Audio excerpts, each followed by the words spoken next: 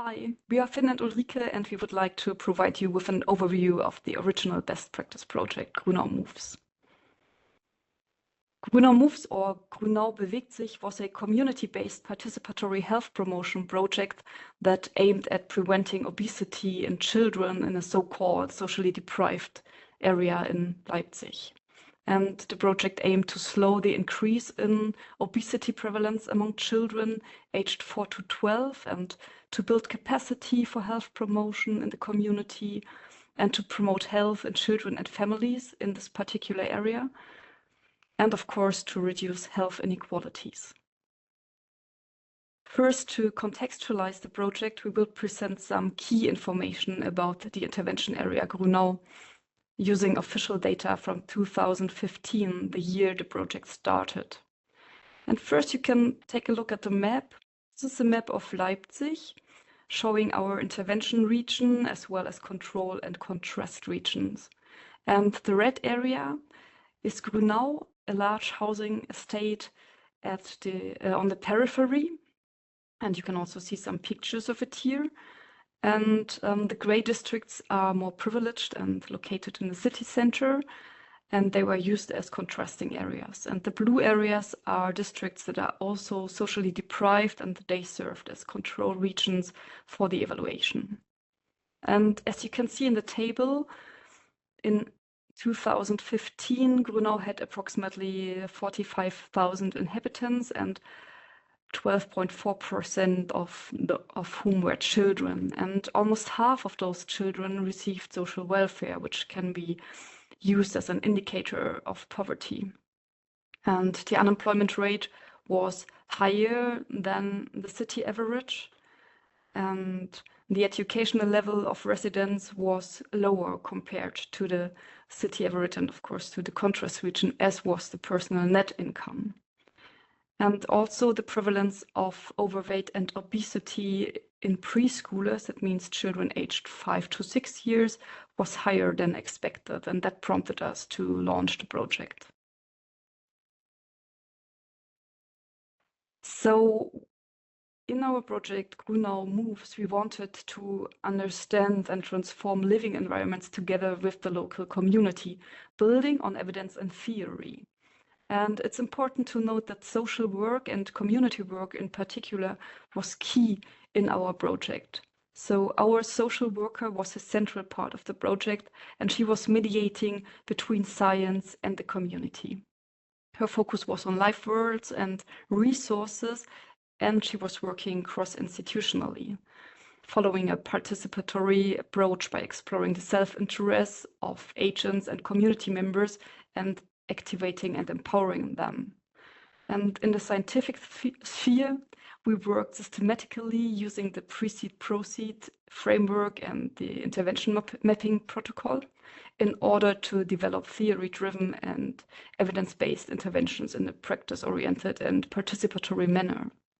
And our Grünau Health Network, that consisted of daycare centers, sports clubs, schools, associations of the community, as well as the quarter management and health professionals.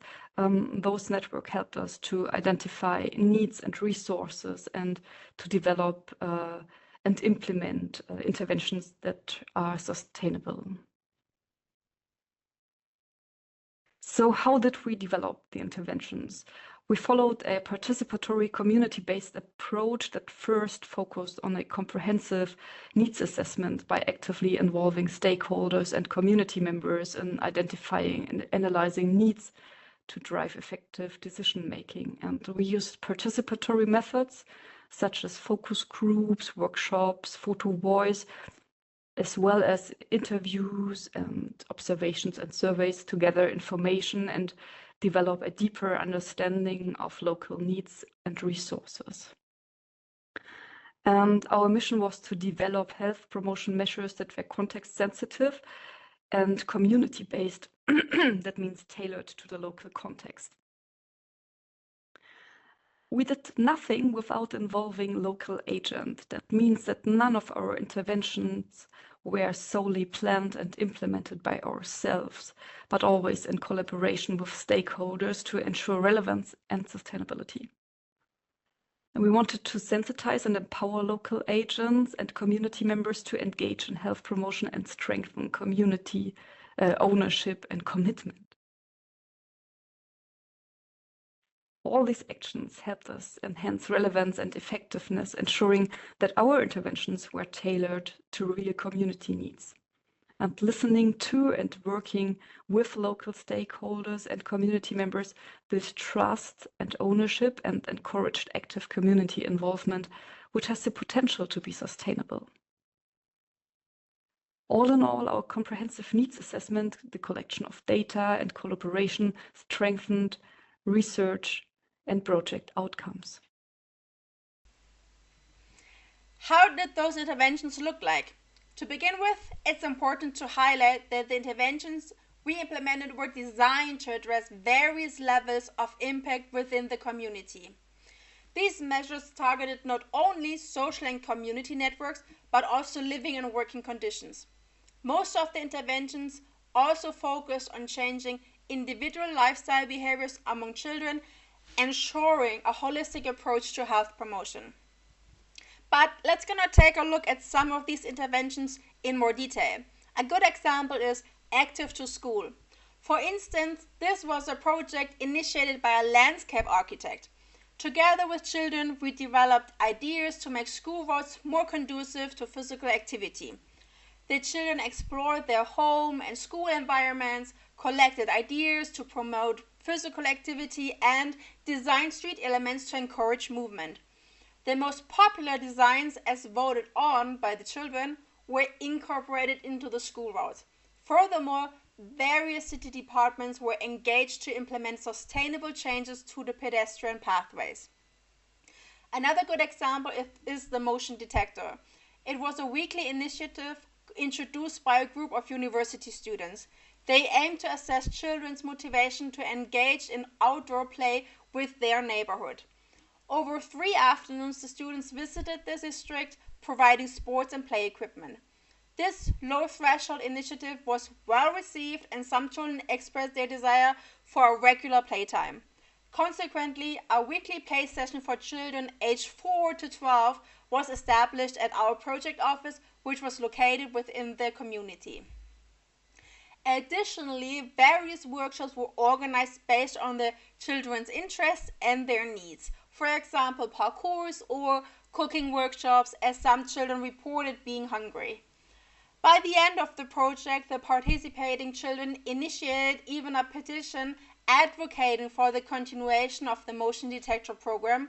Through political engagement and with the support of the Children's Office, they successfully secured the establishment of a youth club in their neighborhood.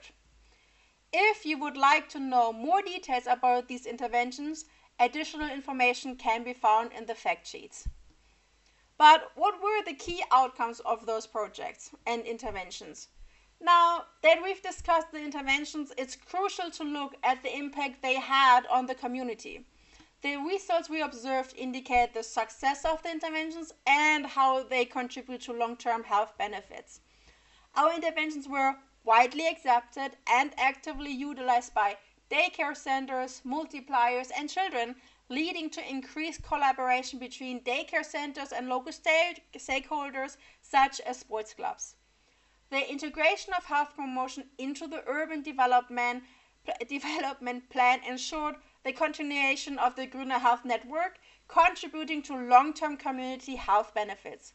Moreover, we observed increased physical activity in public spaces, along with a rise in the number of children joining sports clubs.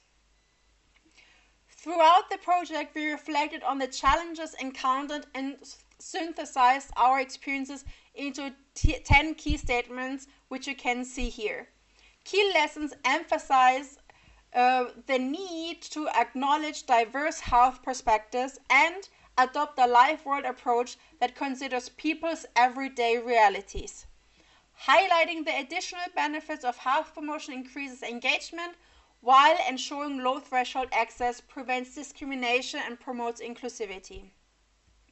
Addressing the needs of residents, institutions, and decision makers fosters long-term impact, supported by the interdisciplinary collaboration and participatory processes. Using evidence-based models strengthens interventions while advocating for health equity, raises awareness of social inequalities. Finally, securing political support is essential to sustain efforts and integrate health promotion into our broader social and political strategies, ensuring lasting improvements in community well-being. We hope our findings and learnings will be useful for your future projects. Thank you for your attention and participation. The coordinators of Work Package 5 will now present how Grünau Moves has been transferred into the Health4EUkids project.